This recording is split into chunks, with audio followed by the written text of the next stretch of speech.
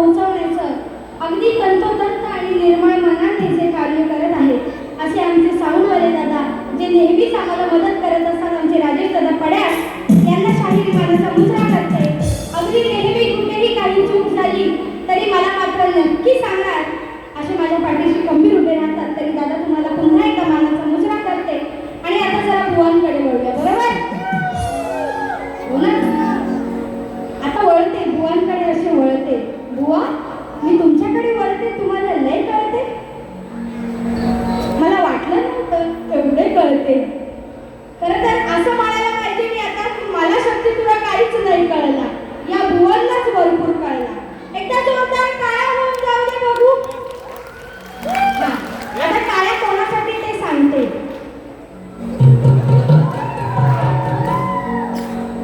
यांच्यासाठी. कारण या एवढ्या वयात खरंच ते बाबा कुठे असतील, जरा 2 मिनिटं त्यांना फक्त इथे स्टेजवर दोन. कारण या वयात ही एनर्जी आणि हा स्टॅमिना यांना मुलींमध्ये आहे ना नाचणाऱ्या मुलांमध्ये.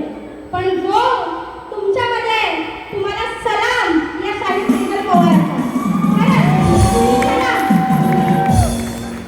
आणि हे पाहिजे नाचत, हे आज तुम्ही दाखवून दिलं. बुवा त्याबद्दल खरंच तुमचं मनापासून अभिनंदन. आणि हे आज आम्हालाही बघायला मिळालं. आणि अर्थात ती चिमुकली मुलं जी नाचत होती, तुफान तुफान मजा आली. म्हणजे मी सांगते ना, अगदी सगळ्यांचे कॅमेरे होते.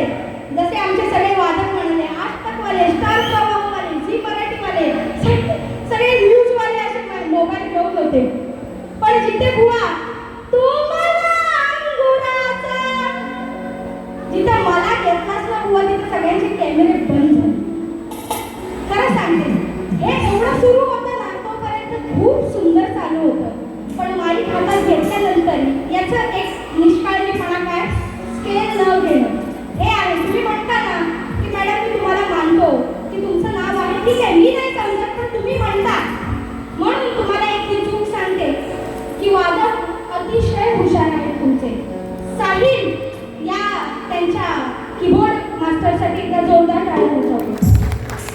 कारण त्याची ओळख त्यांनी करून दिली. परंतु रसिका हो, तो डोळ्याने जरी अंध असला तरी त्याच्या हातात मात्र कमालीची जादू आहे, कमालीची जादू आहे. आणि साहिल, तुला या तुझ्या ताईचा साष्टांग दंडवत. कारण साहिलने बऱ्याचदा मला फोन केला, ताई तू खूप छान गातेस, मला एकदा तरी तुझ्यासोबत वाजवायचंय. नक्कीच साहिल, आपण नक्कीच याचा विचार करू. आणि आता पुन्हा एकदा बुवांकडे वळूया. तर बुवांचं ते मला अंगुराचा जमलं नाही बुवा, आणि त्याच्यावरती लिहून आणलेलं, ठीक आहे चुकलो तर चुकलो की, अहो रंगमंच आहे काय, कोण मान कापतंय? चाल चुकणार किंवा स्केल चुकणार म्हणून ते मी तिथून तलवार आणून मान कापणार होते का? नाही, पण पूर्ण तर करायचं. 2 ओळी गायला आणि नंतर मी स्तवनला सुरुवात करतो. बाई स्तवन ऐका, असं ती तुमची कला आहे, तुम्हाला लक लागो. त्यानंतर बुवांनी स्तवन गायलं. कभी बंधन छुड़ा दिया, कभी दामन छुड़ा दिया, ओ मितवारे कैसा सिला दिया, ये वफा कैसा सिला दिया. याला म्हणतात बुवा गायकी. असू दे, मी तुमच्या गायकीवरून बोलणार नाही, कारण तर मी सुद्धा अजून शिकतेच आहे, माझं वय सुद्धा लहानच आहे. म्हणून गाताना नीट स्वर घेऊन गातात ते समोरच्या ऐकणाऱ्याला चांगलं वाटतं. त्यानंतर बुवा म्हणतात गणा नाचा. आता सुरुवात करूया. गणालाच म्हणतात, बाई म्हणते समोर येऊन बसा. हो, मी ह्यांना म्हटलं समोर येऊन बसा. आणि जर हे समोर बसले तर माझ्या पोरी नाचू शकतील का? भिताडासारखं समोर येऊन बसायला नाही सांगितलं बुवा, बाजूला पण बसायला नाही सांगितलंय. जिथे असाल तिथे बाहेर येऊन बसा, म्हणजे जेणेकरून मी काय बोलते ते नीट ऐकालो तुम्ही. आणि शेवटी तुम्ही तेच केलं की काय चुकायचं तुम्ही सांगणार आहे. तुम्हाला शास्त्र शुद्ध वारी हवे का? शास्त्र शुद्धच करणार. मी सुद्धा लेच्या पेच्या गुरु का चेला नाही बोलणार. अरे आम्हाला पण गुरुनी चांगलं शिकवलंय कसे समोरचे पॉइंट धरायचे. म्हणून समोर येऊन बसा हे मी म्हटलं नाही. ही पहिली चूक ऐकण्यामध्ये. बाई म्हणते समोर येऊन बसा.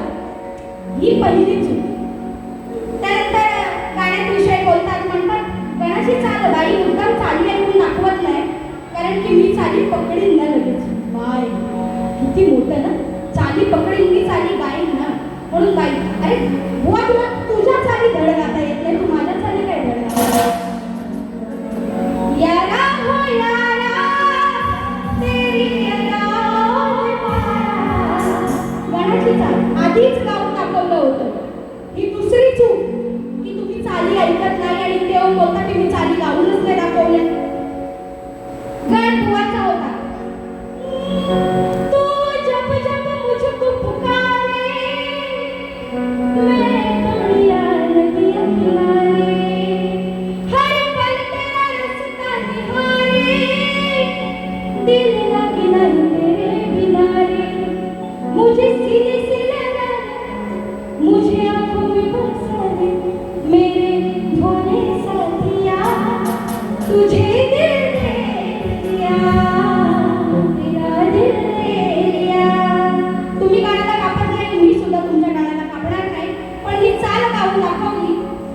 गाण्याचा शेवट करता बुवा तो शेवटी परत ध्रुवपद घ्यायचं असतं आणि मग शेवट करायचं. नाही तर आपला कीबोर्डवाला M2 वाजवतोय, बेंजोवाला M2 वाजवतोय आणि मग घुमता घुमता टाकून दिलं मग लगेच गाणं. तसं नाही होत. गाण्याचा शेवट व्यवस्थित करा आणि नंतर आले गवळणीवर. म्हणतात शक्तिपुराची खरी सुरुवात ही गवळणीपासून होते. हो मग स्तवन आणि गण कशाला घेता. मी आलो जाऊ बाऱ्या कशाला नको ना. स्तवन गण घ्यायचंच नाही कशाला. आणि जिथून सुरुवात आहे तिथं सुरुवात करायची. भेंडी गवळण ना तर गवळणीपासून करा ना. मी लढायला काफी आहे एकटी. आता चॅलेंज दुसरा चॅलेंज. पहिलं चॅलेंज एक्सेप्ट केलं, त्याचे शब्द सांगेल पण अजिबात नाही ते झालं. दुसरं चॅलेंज स्वर नको, नको स्वर, वाद्य पण नको. एकटी गाऊन तुला हरवीन बुवा. काय तुला ताकद एकटा येऊन इथे गाशील. नाच सुंदर आहे, वाद्यवृंद सुंदर आहे म्हणून तू आहेस. एकटा फिर मग बघू तू कोण आहेस. त्यानंतर बुवा म्हणतात की कानावर चढला. बाई म्हणाल्या की काना हंडी फोडणार उद्या गोकुळाष्टमीला, पण कानावर चढणार, होल पाडणार हे बाई सांगायला विसरल्या. बरोबर ना. हे तर बरोबर आहे. कानावर चढणार, होल पण पाडणार, पण कोणावर चढणार हे तुम्ही सांगायला विसरले. आलं लक्षात. माझा विषय नीट लक्षात घ्या. जर मी सांगायला विसरले ना की कानात चढणार आहे ते, मग तुम्ही सांगायला विसरलात की तो कोणावर चढणार आहे. तो त्याच्यावर चढत नाही, तो त्याच्याच साथीदारांवर चढतो. हे लक्षात घ्या. हंडीला होल पाडतो. पहिली दहीहंडी घरात साजरी करतो. आईच्या हंडीला होल पाडतो. आईची हंडी असते लटकवलेली वर शिंक्यावर. साथीदारांवर चढून तिला होल पाडणार. मी उत्तर दिलं.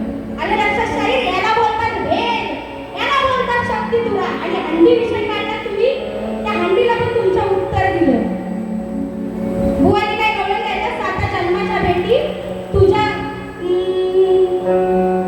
तुझ्याच साठी सखे साजनी आलो यमुना काठी. मुरलीच्या माझ्या लाडाने आलीस माझ्या तू पाठी. बरोबर. आता ऐका शब्द. 7 जन्माच्या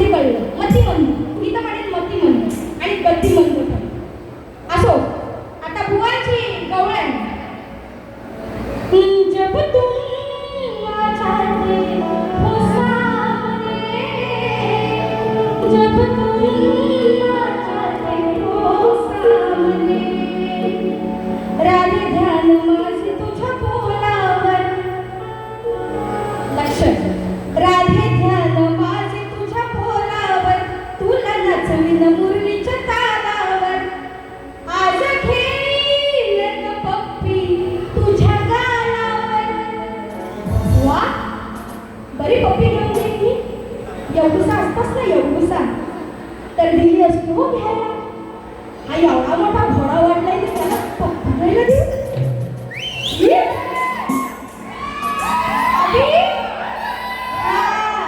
अभी तुम पप्पी लेने आओगे ना, तो मैं कैसे पप्पी दूंगी वो भी बताना पड़ेगा ना, हो की नाही? जेव्हा लक्ष देऊन होईल बोलावर, ते लक्ष दे, बिंदास दे. आता पण लक्ष दे मी काय बोलते ते पण मनन कर, चिंतन कर, श्रवण कर, ध्यान धर, काय बोलते ते लक्ष दे. पण नंतर तुझं लक्ष कुठे गेलं पाहिजे ते तुला सांगते बघ तुझ्या गौरवाच्या काठ्यातून. जेव्हा लक्ष देऊन होईल बोलावर, मग लक्ष दे मुरलीच्या बोलावर. बरोबर? मग बोलून झालं राधेचं, बोलून झालं ना, राधेच्या बोलावर लक्ष ठेवलंस, मग तुझ्या मुरलीच्या बोलावर लक्ष ठेव. नाही तर एक खोल जरी चुकवलास ना तरी तुझी मुरली अशी प्या वाजल, कोण नाही वाजणार. मग ती मुरली वाजायला तुझं बोलावर पण व्यवस्थित लक्ष पाहिजे, तुझं बोट तुझ्याच मुरलीच्या बोलावर. म्हणून जेव्हा लक्ष देऊन होईल बोलावर, मग लक्ष दे मुरलीच्या बोलावर, आधी नाचवीन कान तुला माझ्या तालावर. कारण की राधा मोठी आहे, हा शेवडा पोर एवढूसा, राधेसमोर हा एवढूसा शेवडा पोर आहे. मी म्हटलं काना असा नाच, तरी काना असा असा नाचेल, काना मुरली वाजवेल, काना इथं झोप, काना झोपेल. मी म्हणेन तसं, तू बोलेगा वैसे नहीं, मैं बोलेगा वैसे. इसीलिए कृष्णाच्या पहिला राधा नाव लागतं, राधा कृष्ण, उगाच नाही. आधी नाचवीन कान तुला माझ्या तालावर, मग देईन एक खेचून तुझ्या गालावर. आधी नाचवीन कान तुला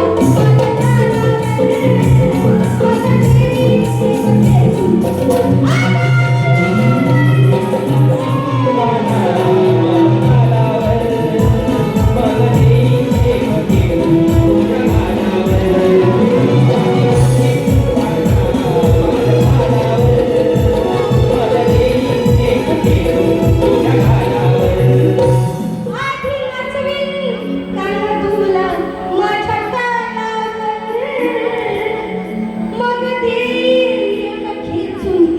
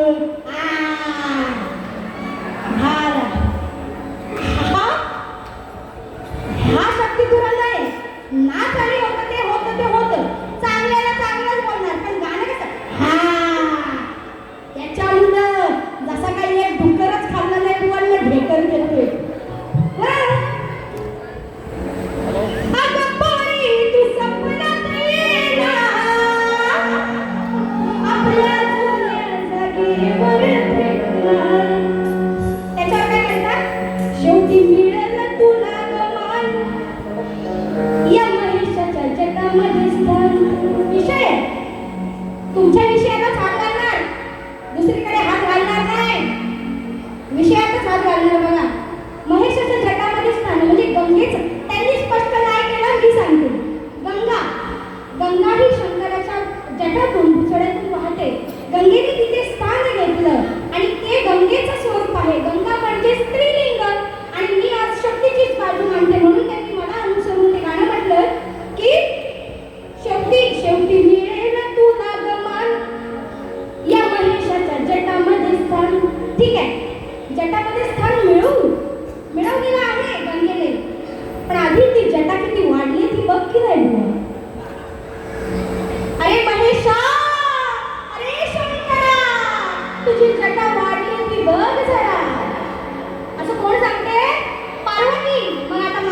लाईन कशी आहे. त्या मोठ्या पर्वताच्या मागे महेश राहायचा पार्वती संगे. त्या मोठ्या पर्वताच्या मागे महेश राहायचा पार्वती संगे. रोज करून बघते मोजमाप, रोज करून बघते मोजमाप, आधी सांगते जटा तुझी बाप. बरोबर आहे ना? विषयाला विषय दिलाय की नाही? जोरात आवाज द्या, त्याला कानात जाऊ दे बुवाला. बरोबर ना? तू जटा पे आएगा तो मैं भी तेरे जटा पे ही जाएगी, उसके किस पे नहीं जाएगी. रोज करून बघते मोजमाप, आधी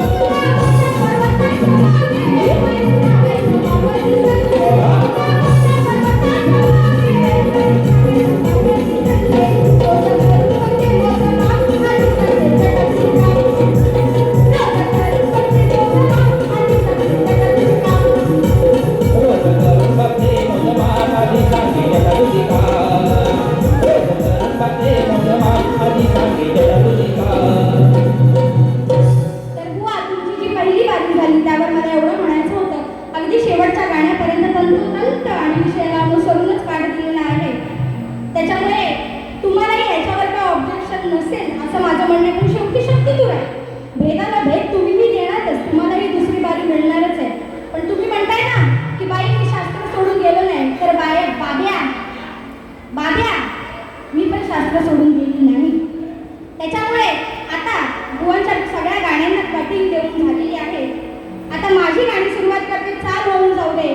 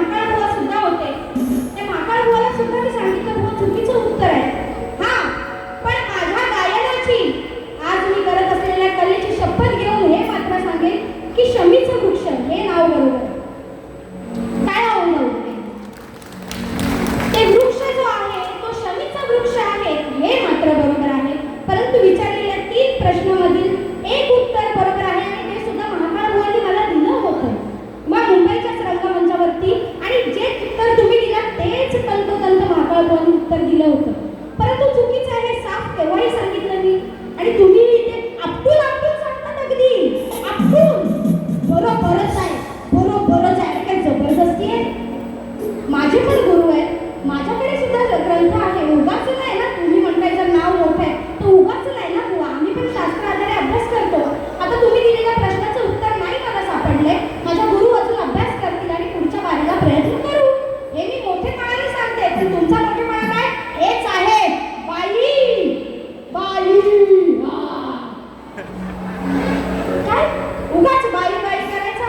एवढी घाई कसली लागली बुवा तुला? चुकीचं आहे, तू बरोबर नाही आहेस बुवा. ते झाल्यानंतर एक मजेशीर विषय असा, गाढव बुवाला मी गाढव म्हटलं, नाही थांबला बुवाला, वरून ना खालून ना बाजून बाजून सगळीकडनं झालं. मग बुवा विचारतात, ही मला गाढव म्हणते, मग तुम्ही सांगा ही कोण? मग तुम्ही काय म्हणालात? जरा जोरात एकदा म्हणा. नाही, हे आता तुम्ही त्यांनी म्हटल्यावर म्हणताय, त्याच्या आधी तुम्ही काय म्हणालात? गाढवीन. अरे म्हस म्हणायला मी काय ह्याला रेडा म्हटलं? मला सांगा, गाढवाला म्हस लागते का गाढवीनच लागते? आणि रेड्याला म्हस लागते का रेड्याला आपल्या म्हशीला रेडा लागतो का म्हशीला गाढव लागेल? म्हस केवढी तो गाढव केवढी? म्हणजे हे तुमचं ऐकणं. आता गाढव म्हटलं का गाढवीने बोलाव की, म्हणजे स्वतः एक्सेप्ट करतात. आता मी गाढव आहे ना, मग ही कोण? म्हणजे तू गाढव आहेस की तू मान्य केलं तर हो माझं गाढव बरोबर वाटलं तुला. गाढवच आहेस तू. गाढव नशीब रेडा नाही म्हटला. रेड्यावरून माझ्याकडे एवढी गाणी आहे. नशीब तुझं की मी रेडा नाही म्हटलं. पण तू म्हैस म्हणालास त्याचा मला ते मात्र मी राग नाही आलाय. छे, कारण ती तुमची बुद्धी आहे. गाढवाला म्हैस लागते. आज नवीन इतिहास घडलाय. या बक्षीस आलं. दक्षता दशरथ टेंकर दिवा हीच कडून 501 रुपयाचं बहुमूल्य पारितोषिक आलेलं आहे. आणि म्हणून गाणं बघा काय, नगवा बोटीनं फिरवला केला भावाशी वध तेव्हा झाला समर. केला भावाशी वध तेव्हा झाला समर. एक कथा अशी घडली, सखियानं भाऊजाई नाही सोडली. सखियानं भाऊजाई नाही सोडली. सखियानं भाऊजाई नाही सोडली.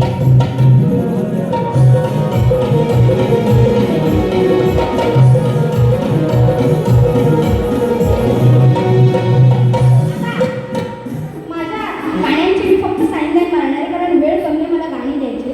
आता विषय काय केला, भावाशिवाय वाडी आणि सुग्रीव आणि वाडी यांचा विषय आहे. त्याच्यामुळे तुला भावाभावाचा विषय होता आणि म्हणून भाऊजाई सोडली नाही किंवा तुम्हाला नाही म्हणत आहे, त्या भावाभावांचा विषय आहे. नाही तर स्वतःच्या अंगाला लावून घेऊ नका. एक चाल होऊन जाऊ दे.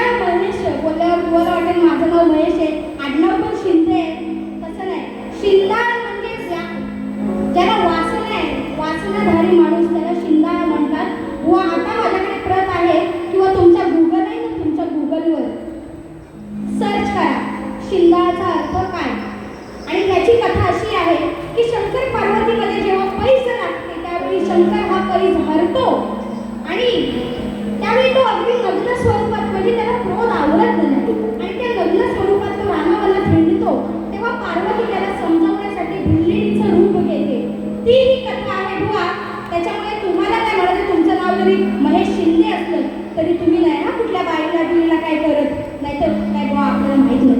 असो, कसा वाचनेच्या पायरी बुवाला हाताळीस, कसा वाचनेच्या पायरी बुवाला हाताळीस, शेवटच्या बाईस आजी तर म्हणलेस, शेवटच्या बाईस आजी तर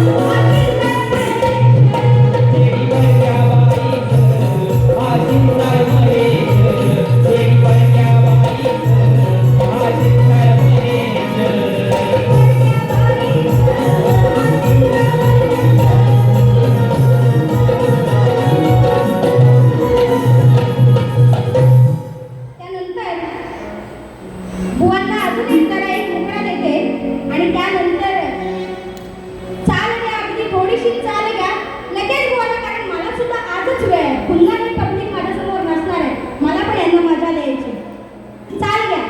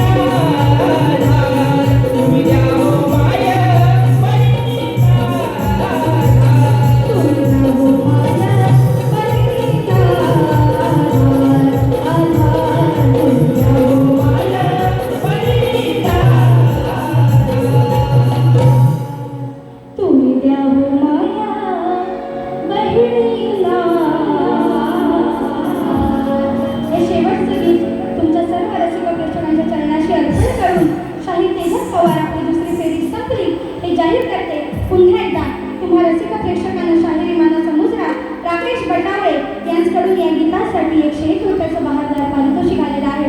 तरी आतापर्यंत दिलेली साथ ही अनमोल होती आणि यापुढेही अशीच साथ द्याल ही छोटी